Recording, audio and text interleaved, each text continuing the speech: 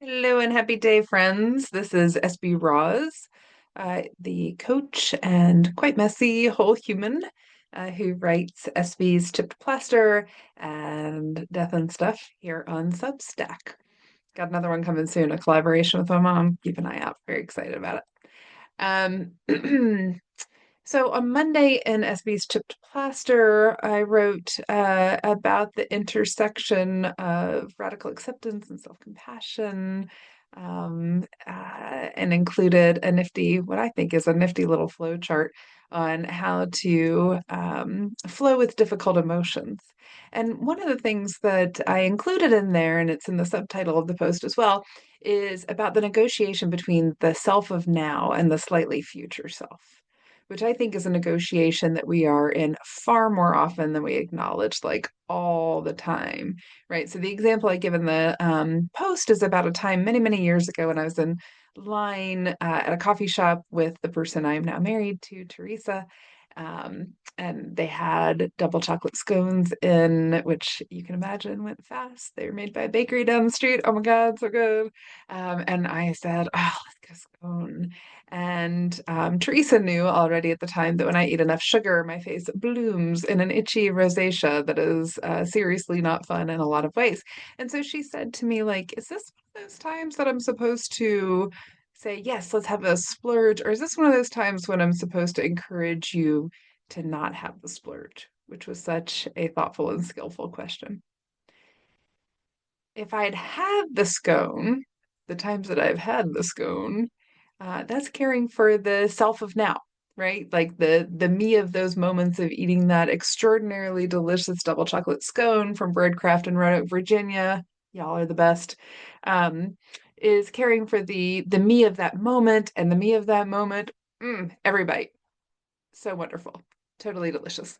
Um, and then the times that I would not have the scone, that was a way of caring for slightly future me. So that slightly future me could feel a little more comfortable in their body, and also, feel good for having exercised that control, knowing that too many lack of exercisings that of that control, I know that's not grammatically correct, but roll with me, um, does mean a consequence that's quite uncomfortable. So someone asked me today, what if I can't tell the difference between whether to honor the me of today or the slightly future me in this instance? To which I said, you probably won't be able to tell, at least at first. So this is asking ourselves for really subtle information. And for most of us, we haven't developed a lot of skillfulness about hearing ourselves in our very subtle information.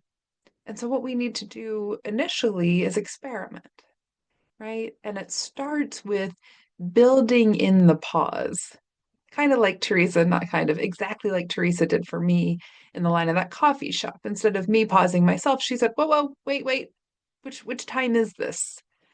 Which has helped me pause myself a little more frequently. Is this one of those times that I want to eat because I want to eat and I'm going to eat something that's going to lead to the nasty rosacea and I'm going to be really disappointed that I didn't approach with more caution? Or is this one of those times where it's like, it's been a while, let's have a splurge, it's going to be delicious? Um, and so the more we pause, the more we practice the pause. That's obvious, but worth saying. And we need to practice the pause so that we can have the pause more, so on and so forth, right? And then as we pause, we start to notice ourselves. Okay, what am I finding in this pause? And then we make a decision, the best decision we can in that moment, which, how great that decision is going to be based on a lot of stuff. Like one is just sort of our best guess before we are good at paying attention to ourselves and learn how to discern that subtle information. Some of it's going to be vulnerability factors because I can promise you when I'm tired, when I'm stressed, um, when I'm angry, when I'm upset, right? Like I'm more likely to take care of the me of now or try to take care of the me of my now by having the splurge rather than taking care of the slightly future me by not. Right. Okay. So we're all fall prey to vulnerability factors. Let's pay attention to those. They're real and they're really influential. Um, so we make our best guess and then we want to pay attention to the outcome. Okay. 10 minutes after eating the delicious double chocolate scone, am I feeling like that was worth it? Or am I feeling like, damn it, why did I do that to myself? Okay. When we get to the damn it, why did I do that to myself place, which we will all get to plenty of times, let's endeavor to be gentle with ourselves. Let's endeavor to be like, okay, message received. Do better next time, right? I can do better next time. I have this info now. And with that cycle of pausing, reflecting, best decision, reflecting again, then we get to learn more about ourselves and how it feels different in our minds, bodies, and behaviors when we might prioritize to get the information about when to prioritize the self of now versus the slightly future self. Okay. If you have additional insights, if you have learned something about how to discern that in yourself, please put it in the comments. Let's all learn from each other. I care about you. I care about your well being. I hope that you do something today to care for the self of now and the slightly future self.